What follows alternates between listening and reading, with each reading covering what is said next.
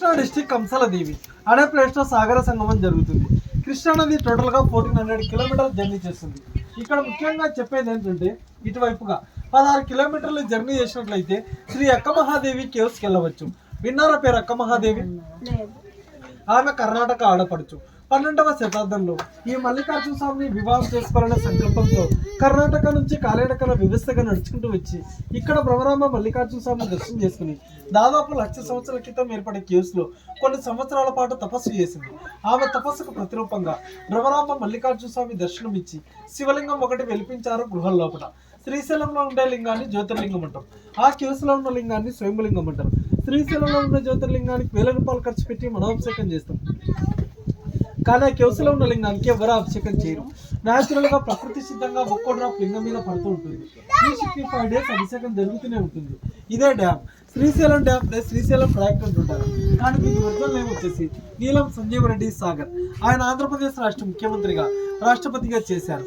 ఈ డ్యామ్ కట్టడానికి ఆయన ఎంతో కృషి చేశారు కాబట్టి మా పేరు పెట్టడం జరిగింది.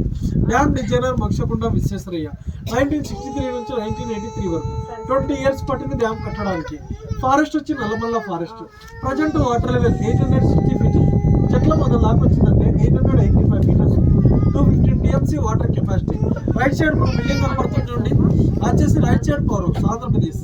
అది ఒక్కసారి జనరేట్ అయిందంటే 770 మెగావాట్స్ కట్టేరుతుంది. ఇటు సైడ్ ఎల్ల బిల్డింగ్ వచ్చేసి left side power Telangana.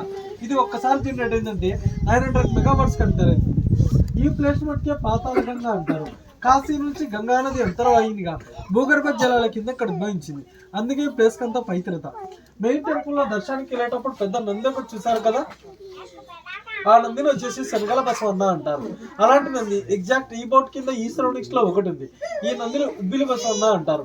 Dam కట్టక ముందు దర్శనానికి వచ్చిన వాళ్ళు ఈ నందిని దర్శనం చేసుకునే వాళ్ళు అక్కడ దర్శనం చేసుకునే వాళ్ళు. డ్యామ్ కట్టిన తర్వాత వాటర్ తో స్టోరేజ్ ఫుల్ అయింది, వాటర్ లో మునిగిపోయింది. శ్రీశైలంలో మీరు చూడాల్సిన సైట్ సీయింగ్ ప్లేసెస్.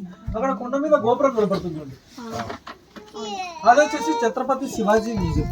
16వ శతాబ్దంలో ఛత్రపతి శివాజీ గారి ఇక్కడికి వచ్చి కొంతకాలం అమ్మవారి కోసం తపస్సు చేశారు. ఆయన గుర్తుగా మ్యూజియం ఏర్పాటు చేశారు. ఆయన చరిత్ర అంతా అందులో ఉంటుంది. దాని బ్యాక్ సైడ్ కిలోమీటర్లంటే హేమారెడ్డి మల్లమ్మ టెంపుల్ ఉంది. చెక్కో దాటిన తర్వాత సాక్షి గణపతి, పాలధార పంచదార, అటుకేశ్వరం, నెక్స్ట్ శిఖరం డ్యామ్. శ్రీశైలం నుంచి 22 కిలోమీటర్ల లాంగ్ జర్నీ చూసుకున్నట్లయితే ఇష్టకామేశ్వరి టెంపుల్ అని ఒకటి ఉంది. భారతదేశంలోకి వెళ్ళా ఒకే ఒక టెంపుల్ ఉంది. అది నల్లమల్ల ఫారెస్ట్ లో. అక్కడ విశిష్టత ఏంటంటే వెళ్ళిన ప్రతి భక్తుడు అమ్మవారి దగ్గర బొట్టు పెడతారు. మన మానవులకు ఏ విధంగా అయితే జన్మస్పర్శ తగులుతుందో ఒక రాతికి అమ్మవారికి బొట్టు పెట్టినప్పుడు ఆ ఫీలింగ్ అయితే మనకు కలుగుతుంది. ఎంతటి పవిత్రమైన ప్లేస్ అయితే ఆ విధంగా కలుగుతుందో ఆలోచించండి.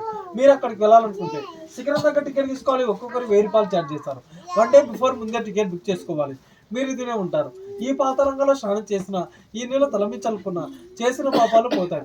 ఇది ఎవరో కల్పించి చెప్పినది కాదు, గ్రంథాలలో రాయబడింది. త్రేతాయుగంలో శ్రీరాముడు ఇక్కడికి వచ్చి ఈ పాతాళంగా స్నానం చేసి భ్రమరాంబ మల్లికార్జున స్వామిని దర్శనం చేసుకుని పాప మోక్షం పొందారు. ఓకే సార్, ఇది సార్ ఇక్కడ విశేషాలు. ఏదో తక్కువ జీతాల వల్ల తెలిసి అర్థం చేస్తున్నాం. మా గైడెన్స్ మీకు నచ్చి మనస్ఫూర్తి ట్రిప్ మిస్ తీసుకుంటాం. Thank you sir. అందరూ చెప్పలేదు సార్. సార్ అందరూ